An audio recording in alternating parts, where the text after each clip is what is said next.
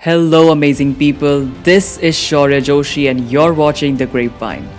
The highest annual migrants around the world are Indians.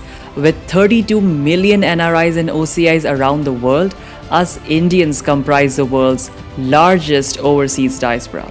And yes, today I bring this interesting topic, a very unique topic, which is regarding the status of the Indians abroad and how are moving out of our country looking for jobs abroad for educational academic purposes has become a problem and issue for the foreign countries, especially and particularly for the people of those countries.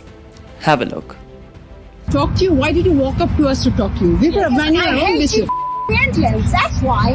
Like everywhere I go, you Indians are everywhere. Oh my god, guys, record. She's hitting me. She's hitting me. Oh my god. Oh my god. Why are you in Poland? Why are you filming me? Because I'm from America. Why don't you go back to your own country? Why are you here? Why are you being a parasite? You're genociding our race. You're an invader. And this has reached to such an extent today that we see these news reports of Indians being ridiculed, being criticized, being passed racial slurs on. This has, raised a matter of concern for many Indians, especially those living abroad.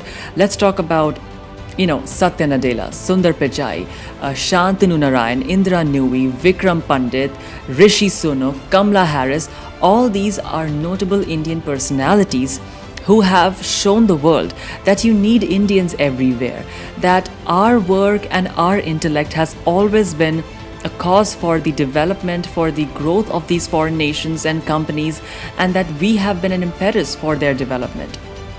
Mr. Keith Ballard, he is an American educator. Now, this person comes up with really interesting facts in an interview with the television news channel News 10. Now, he studied the gap in education between the United States and India. And you will be surprised to know that he says that it isn't the American education system or school system in America that has actually kept America growing and kept it successful and ahead of other countries. It is actually the number of Indians who are working in America who have helped America maintain its competitive edge. So he says that USA owes India a great deal because the Indians have helped in growing these American industries, these American companies. They have given employment to so many people and have made so many people in America wealthy. So we understand when it comes to job positions, job opportunities, there's a lot of popularity of Indians and there's a lot of demand of Indians in the market. But this popularity and this demand of Indians isn't very good to some extent, because we see that this has become a difficulty and has placed a stumbling block for many aspiring Indians who wish to go abroad for career advancements, or we can say for job opportunities, for educational purposes.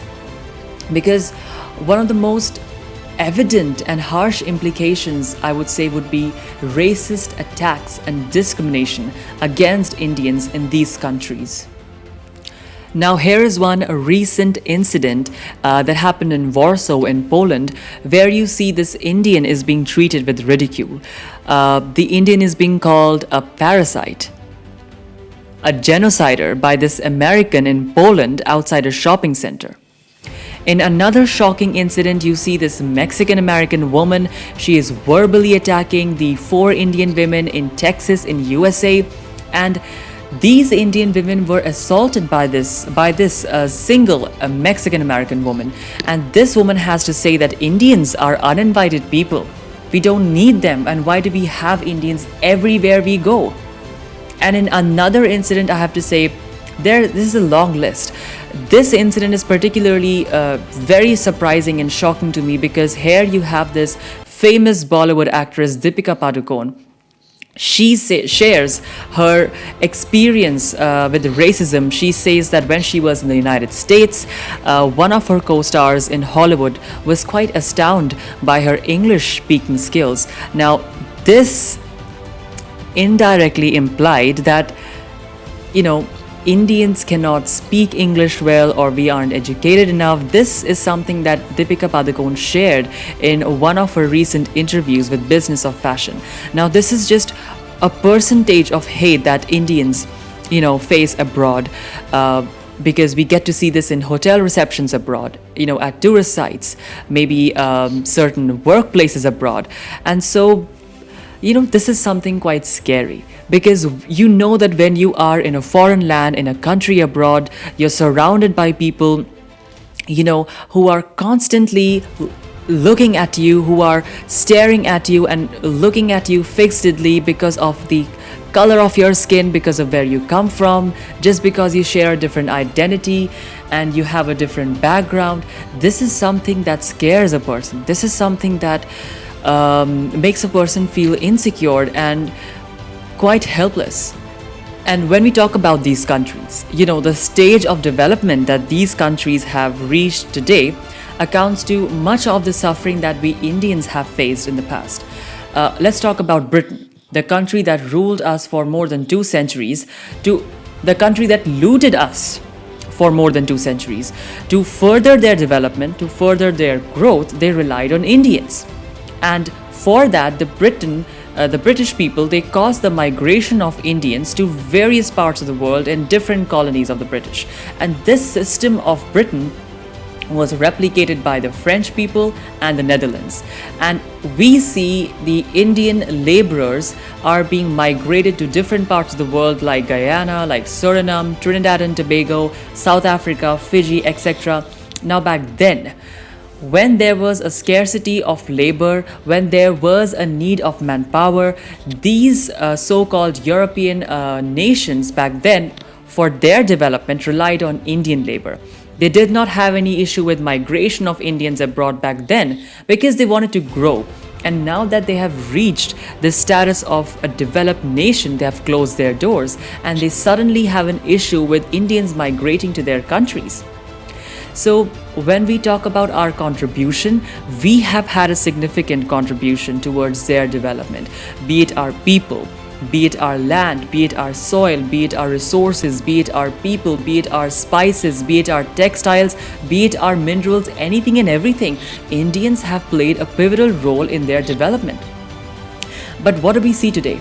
We see anguish on their faces. We see frustration on their faces when they see an Indian in their country, working at level with them, being at level with them. And what is this hatred for? We have reached there and we have taken that job position because we deserved it, because we've worked hard for it. We have had the potential to do that and we have the caliber to perform that particular task. So what is this hate for? What has the government been doing? Well, the government has actually done a lot and has been doing a lot of work, especially after the successful evacuation of the stranded Indian nationals in Ukraine. This has instilled a belief in every Indian in any corner of the world that in case of any emergency or any crisis situation, the Indians will be provided a safe passage to the country back home, India. However, the government policies have been missing an angle which I believe is important to ensure a better life for individuals and Indians abroad. The government of India launched the Madad portal, the ICWF, the Global Pravasi Rishta portal. However, these protection measures have only been dealing with issues of overseas employment, labor laws, crisis situations, emergency situations, or stranded Indian nationals, most of all the consular services. These provisions have not been dealing with incidents of racism and discrimination abroad. So the government of India must ensure that these host nations, these foreign nations, take up the responsibility of safeguarding these Indians from any ill treatment or abuse. Now, this isn't a bad bargain for these foreign nations because we know that even today, Indians have a substantial contribution in the development of their economy. So I think we can expect them to do that for us. And also, if the government of India can incorporate certain, mandatory student welfare or protection schemes or welfare for the Indian diaspora in agreements with these nations, then with such agreements, these countries would be obliged to, take up this issue seriously, and the various embassies then in various parts of the world would systematically follow up on these grievances of racism and discrimination, and we will also see that these issues are discussed more at the international level. It seems that the governments of the Western nations, they need to teach their people what equality is all about, what mutual respect is all about. And when it comes to us Indians, let's not be that vulnerable. Let's not remain silent over this. Rather, we must stand up straight. We must stand high-headed, because we know that our people working in big organizations and companies abroad have rightfully earned their positions. They have the caliber and the potential. And when it comes to hate and resentment, it is never good for either party.